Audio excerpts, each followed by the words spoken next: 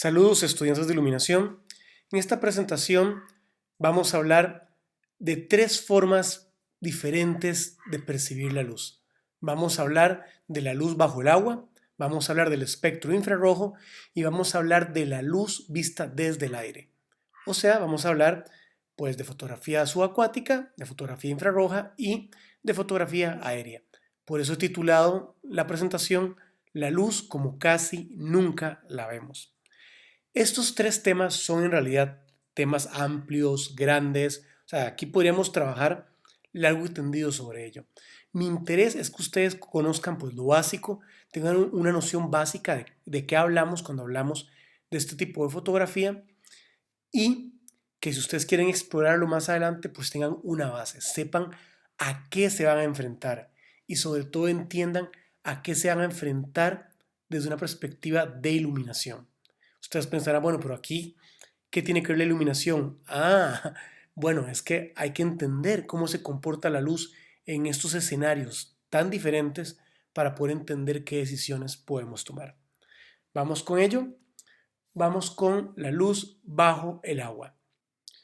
Es importante aclarar que no me refiero aquí, por ejemplo, a esto que se hace mucho en moda o en películas, que se meten actores o modelos en una especie pues de tanque transparente y se fotografía por fuera. Eso es posible, eso es, en alguna medida es también fotografía bajo el agua, pero ahí en realidad lo que estás haciendo es que estás poniendo luces afuera y es más como fotografiar una pecera, es una cosa diferente.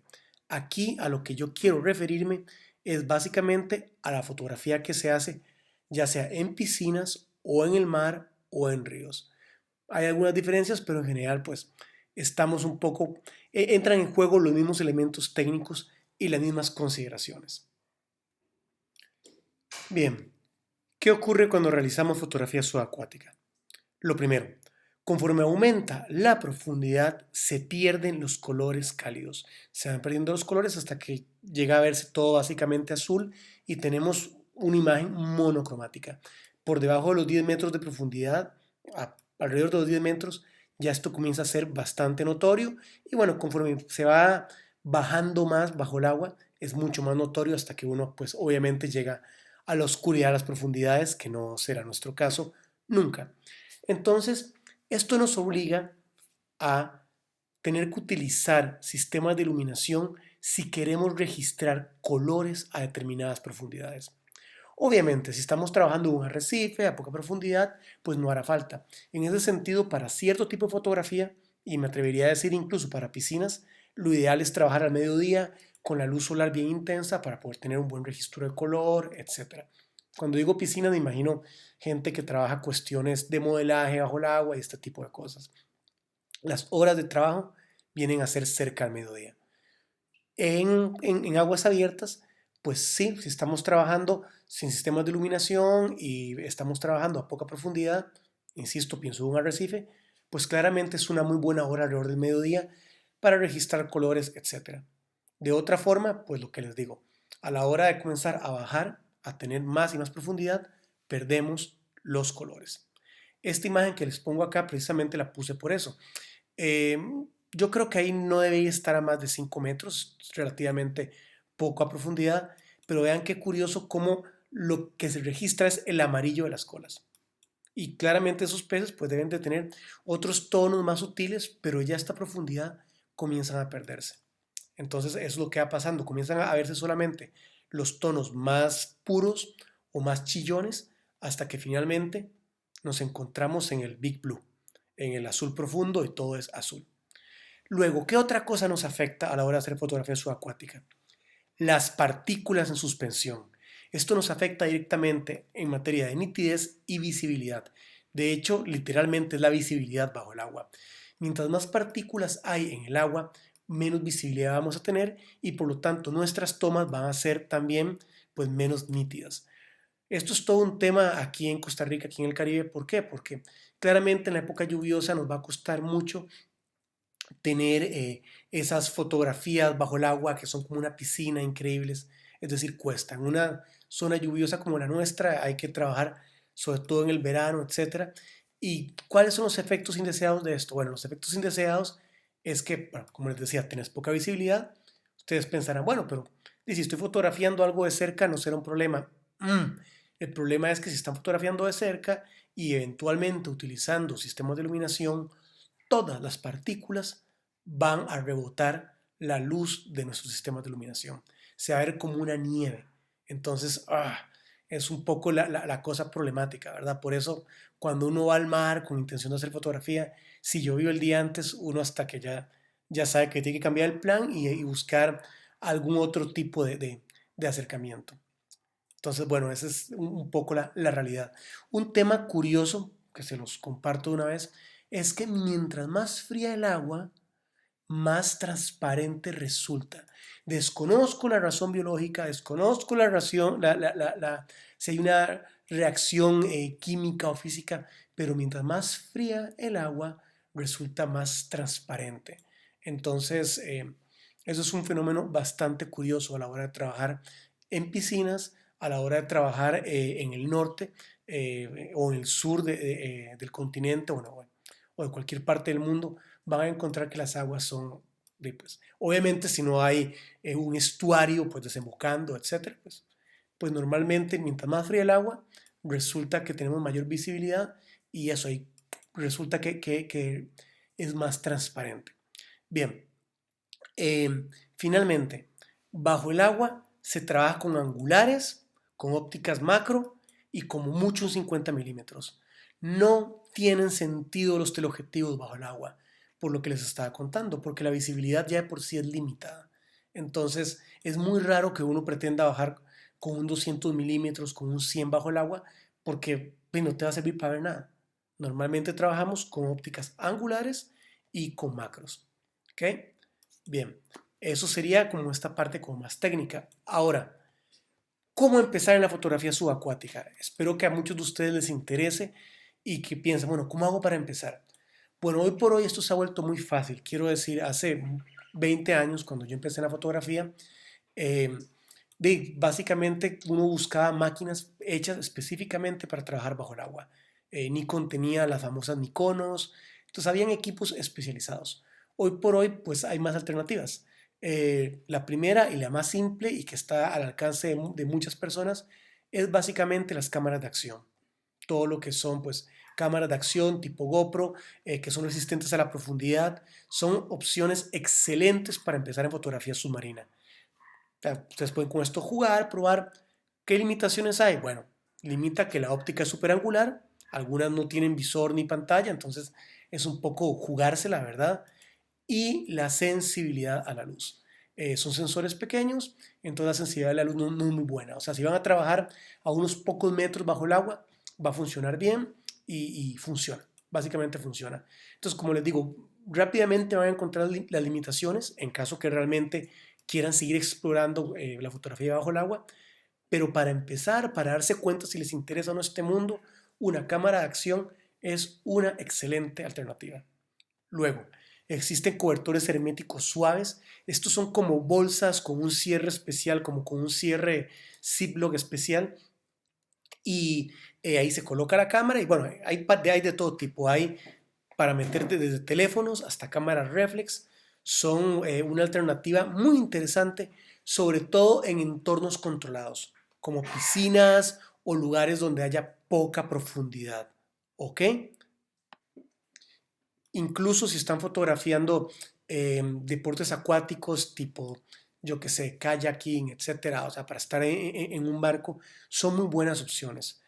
Yo he trabajado con este tipo de cobertores herméticos en piscinas y todo bien, todo bien. Siempre da algo de miedo el equipo, obviamente. No lo recomendaría para trabajar en el mar, sobre todo en un lugar con olas. Siento que se puede desgarrar, siento que fácilmente un arrecife puede desgarrarte esa bolsa, si estás trabajando en arrecifes, o sea, ya ahí me da como algo, pero en condiciones controladas me parece bastante funcional. Luego está ya la solución pues mayor, la solución más segura, que son los housing rígidos. Estos son como estuches estancos que soportan presiones de varias decenas de metros. Pues la cámara se mete ahí, tiene un cierre especial con un tipo de empaque que hay que darle bastante mantenimiento. Algunas tienen incluso un sensor que te avisa si está fallando, si está entrando agua, inmediatamente te avisa, entonces uno pues sale del agua y saca la cámara, ¿no? Em, Esto tiene su truco, utilizar este tipo de housings tiene su truco, es decir, la cámara hay que prepararla con tiempo antes, lo ideal no es llegar a prepararlo directamente en el momento antes de entrar al agua, hay que aclimatarla para que no se nuble por dentro, y bueno, tiene su truquillo. Igual pasa con el cobertor hermético, o sea, hay que darle un chance, salir de una habitación de hotel con aire acondicionado, con una cámara entre un housing inmediatamente, uff, lo que va a pasar es que se va a nublar por dentro, es decir, se va a condensar en el cristal y se va a condensar dentro de la cámara. Entonces, mucho ojo con esto, tiene su truquillo, pero nada del otro mundo. Ahora, lo que sí es importante es que una vez que están trabajando en el agua, ustedes no pueden pretender sumergirse, volver, abrir el housing y volver a hacerlo.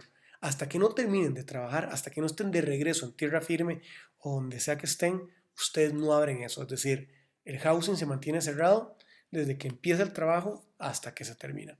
De lo contrario, es invitar a que haya un fallo, es invitar a que algo quede en el empaque y falle el empaque. Entonces, ojo, eso es una cosa a tomar en cuenta. Luego, mientras más grandes los housing, más caros. ¿Ok? Eh, y en ese sentido, esto lo menciono por lo siguiente, porque si tienen cámaras sin espejo o cámaras compactas, a veces una muy buena solución es comprar un housing para cámaras más pequeñas, porque son mucho más económicos. En mi caso particular, yo eso fue lo que hice. Como trabajo con cámaras sin espejo, pues el housing es mucho más accesible. Mientras más pequeño la cámara, más accesible. Y también importante esto, existen cámaras compactas diseñadas para soportar varios metros bajo el agua y son una alternativa pues para probar.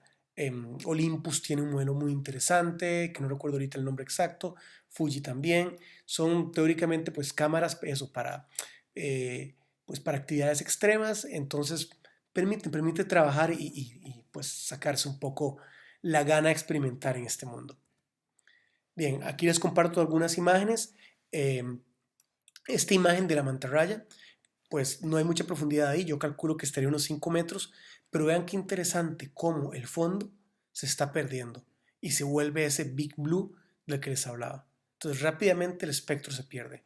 Una cosa importante a tomar en cuenta, el balance de blancos hay que hacerlo para fotografía bajo el agua. Puede corregirse después y esto, pero es decir, hay un balance de blancos particular. Entonces es importante tomarlo en cuenta. Luego, eh, estas otras fotos que están al costado están hechas a muy poca profundidad en un arrecife. eh, entonces vean qué interesante el efecto que produce el agua. Vean qué interesante las formas. Aquí, y esto que es una cosa que quiero llamar la atención, hay muy pocas partículas en movimiento. O sea, esto es en Coajiniquil, en Guanacaste, no es un lugar frío. La foto de abajo es una ola vista desde abajo. Vean la transparencia. Es una cosa nítida, ¿no? O sea, se ve realmente, pues, como ver a través de un cristal. Se ven estos brillos, estas cosas. Ahora, comparen con esta foto. En esta foto hay muchas más partículas en suspensión. En este caso, pues esto me valió bien, ¿verdad? Yo esperaba otro tipo de escenario, pero bajé y esas partículas en suspensión fueron las que me permitieron obtener este efecto tan curioso del agua, de la luz penetrando el agua, generando estos como rayos. Entonces, a la larga, es un efecto hermoso, muy lindo, pero normalmente esto no es la situación ideal, ¿verdad? Aquí lo que pasa es que yo estaba buscando una cosa un poco más paisajística, si se quiere, ¿no? Un poco más generar este paisaje bajo el agua. Entonces, funcionó. Pero la diferencia creo que es notoria. O sea, aquí hay partículas, no hay demasiadas, evidentemente. Cuando hay demasiadas, simplemente no ves. O sea, simplemente a 1 metro de distancia ya no es y pues no hay mucho más que hacer. Bien, vamos a dejar hasta ahí el tema de foto subacuática. Como les digo, esto da para muchísimas cosas. De hecho, grabando, pues me di cuenta que habían cosas que no había comentado, que espero que sean interesantes para ustedes. A mí me resulta fascinante. Pero quiero hablarles un poco de la luz en la fotografía aérea. Sobre todo, ¿por qué? Porque, bueno, porque se ha vuelto muy, muy popular. Hace algunos años, hace ya bastantes años, cuando yo empecé a dar clases, yo recuerdo que yo tenía experiencia haciendo fotografía aérea porque había fotografiado desde un helicóptero. Y las experiencias que conocía a otras personas eran también desde aviones, desde helicópteros. O sea, la fotografía aérea dependía de estar montado en un aparato mecánico. Esto ha cambiado. Y hoy por hoy hablar de fotografía aérea es básicamente hablar de fotografía con drones. Entonces, bueno, voy a concentrarme en esta área particular.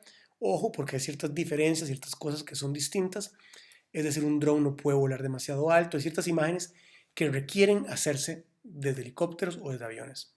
Pero estoy seguro que la mayor parte de las cosas que ustedes podrían enfrentar en su vida profesional se van a resolver con un dron. Bien, entonces, ¿qué es fundamental acá? Vean que yo subtitulé esto como la dirección de la luz. ¿Ok? ¿Por qué? Porque básicamente la hora del día va a definir las texturas y contrastes. Pretender obtener fotos hermosas con un dron volando en cualquier momento es un sinsentido. Las mejores luces suelen ser en los extremos del día. ¿A qué me refiero con esto? A ver, me refiero a que si ustedes fotografían en la mañana o en la tarde, al amanecer o al atardecer, van a tener luces rasantes, luces que nos van a revelar ¿qué? Texturas, nos van a revelar los volúmenes de lo que estamos fotografiando. Si trabajamos alrededor del mediodía, normalmente esta luz es una luz que aplasta las formas contra el suelo. Puede ser que sea lo que ustedes quieran. Puede ser que estén buscando una imagen que sea plana, como un croquis. Todo bien. Entonces, vuelen cerca al mediodía. Pero ojo, si hay follaje, el follaje refleja muchísima luz.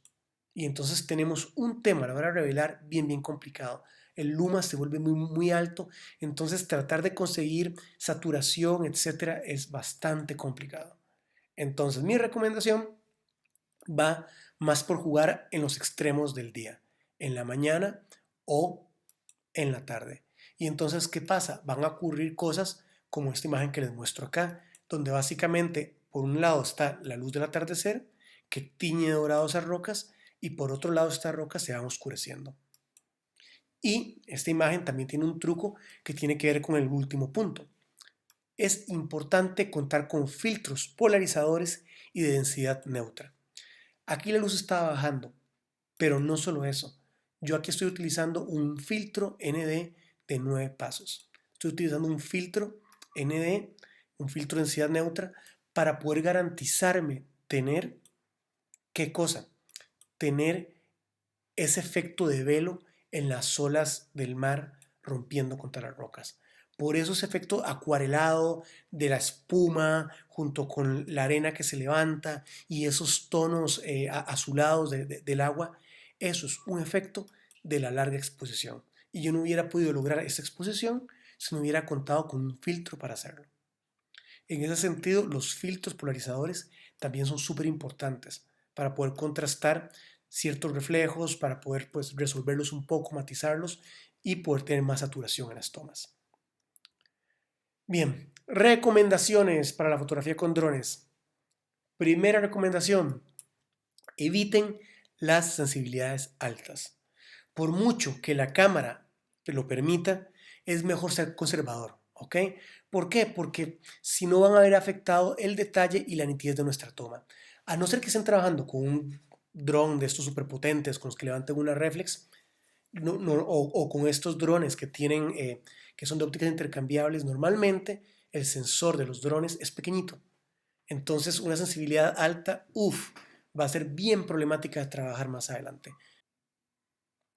Así, lo mejor es evitar sensibilidades altas, simplemente. ¿Ok? Luego, no todo en la fotografía aérea es cenital. Eso es un clásico. O sea, lo primero que hacemos es volar bien alto, verlo todo como las aves y bueno, que eso es interesante cuando uno está matando fiebre, aprendiendo a usar el dron, pero muchas veces las tomas más interesantes son picadas, horizontales o incluso apenas a unos metros sobre el suelo. Vean que solo el hecho, solo el tema de subir el dron, solo la perspectiva que nos da, ya es muy mágica, ya genera muchas cosas. No todo tiene que ser cenital. Exploren distintos ángulos. Bien, El estabilizador del dron no hace milagros. Esto es súper importante. Aunque el gimbal del dron permite exponer a bajas velocidades sin trepidación, como la imagen que les mostré antes, hay un límite. Lo ideal, hay que tener el dron para cada toma. ¿Por qué? Porque si uno pretende estar volando con el dron en movimiento y ir tirando fotos, a no ser que estén trabajando a velocidades muy altas, van a tener fotos movidas, porque el dron, bien que mal, vuela rápido. Entonces, es encuadrar, detener, fotografiar. Y, siguiendo con esto, encuadrar. Nunca olviden la composición. No basta con la perspectiva aérea para que una fotografía sea interesante. Hay que saberla componer. Aquí les muestro 3 ejemplitos de fotografía hecha con drones. En la primera es una toma cenital, pero ¿qué es lo que estoy explorando ahí? Bueno, tengo este señor que está ahí pues paliando este café seco y lo que me interesa, vean lo que les decía de las horas. Como la luz venía ya rasante, me está tirando esta sombra proyectada de él. Entonces a mí me interesaba este efecto, que quedara la sombra proyectada. Y vean que además este tipo de luz me genera estas texturas en el sendero que él va dejando sobre el café. Entonces resulta interesante. La otra foto, la foto superior derecha, es una foto de la construcción del Ceiba, este velero de madera. Y vean aquí lo que les decía. ¿Podría haberse hecho la foto perfectamente cenital? Sí, claro, y de hecho la tengo. Pero la foto más interesante resulta, resulta picada y desde cierto ángulo. Entonces, ¿qué ocurre? Pues hay profundidad, hay otras cosas. La fotografía se vuelve interesante. Y la fotografía de abajo también tiene un poco de eso. Vean que es una fotografía donde se ve pues hacia el Golfo de Nicoya, hacia el Lechira, hacia todo esto, y se convierte en un espejo. El agua se convierte en un espejo. ¿Por qué? Por la hora a la que se está haciendo la imagen. Es en el atardecer, como notarán. Entonces genera pues todo esto, ¿no? O sea, genera todo este efecto de luz que es bien interesante. Y no hace falta que la toma sea perfectamente cenital. Esta toma así en picada, pues resulta bastante atractiva. Bueno, para finalizar esta presentación, vamos con la luz infrarroja. En este caso, pues a mí me ha parecido siempre muy interesante la luz infrarroja, pero no la he practicado directamente. Entonces les voy a comentar algunas cosas que sé gracias a conversaciones que he tenido con el maestro Carlos Quesada, que él ha explorado fuertemente el tema de la luz infrarroja, tiene varias cámaras, lo ha trabajado tanto en fotografía química como en fotografía digital. En esta presentación les voy a hablar de algunos datos sobre foto digital. Yo particularmente modifiqué una cámara, pero definitivamente no he hecho ni la mitad de la exploración que ha hecho Carlos Quesada con este tipo de fotografía, así que voy a limitarme pues a contar algunas cositas interesantes y para complementar tenemos la charla con Carlos donde nos va a hablar de su experiencia. Subtitulé esta parte de la presentación como más allá del espectro visible y es que en realidad la luz infrarroja está ahí, siempre está con nosotros, igual que la luz ultravioleta. Lo que pasa es que no la vemos. En ese sentido, es importante entender que el infrarrojo está digámoslo así, por debajo del espectro que podemos ver. Es una luz muy tenue. Entonces, este tipo de fotografía se realiza con cámaras modificadas para esto. ¿Ok? ¿Qué tipo de cámaras? Bueno, cámaras normales a las que simplemente se les quita el filtro para infrarrojo. Te explicaré un poquito más sobre esto. Y se utilizan filtros para filtrar la luz visible. A la hora de requerir pues, filtros para filtrar la luz visible, por lo general es una fotografía que requiere exposiciones más largas. ¿Y cuál es el efecto? ¿Qué es lo interesante de esto? Bueno, lo interesante es que en la fotografía infrarroja pasan cosas como que el follaje se ve blanco o claro porque las plantas con clorofila reflejan el espectro infrarrojo. Las pieles humanas se tienden a ver pálidas, las mucosas sí, se ven pálidas, lo que son labios, etcétera. Los ojos se tienden a ver como un pozo negro, o sea, se ve el blanco, pero se pierden ciertos detalles. El agua se ve negra y el cielo gana contraste. A color El efecto es variable, ahí va a depender mucho del tipo de negativo, si trabajamos con negativo, va a depender mucho pues del tipo de filtro que le pongamos a la cámara para el infrarrojo, pero siempre se trata de un efecto profundamente psicodélico. Son cosas súper locas. ¿Cómo empezar en la fotografía infrarroja? Bueno, es común, estos son como tipsillos si quieren probar con esto, es común que las cámaras compactas no tengan filtro de infrarrojo, sino que no registran el infrarrojo por un tema pues, de software. Entonces, ¿qué pasa? En ese caso, basta con usar un filtro para el espectro visible, para ponérselo a la cámara y comenzar a experimentar. Y en principio, dependiendo de la cámara, podríamos capturar el espectro infrarrojo. Luego, la mejor solución claramente es convertir una cámara a infrarrojos, lo cual, como ya había adelantado, implica suprimir el filtro para luz infrarroja y colocar un filtro para luz visible en su lugar. ¿Estos filtros dónde están? Sobre el sensor de la cámara.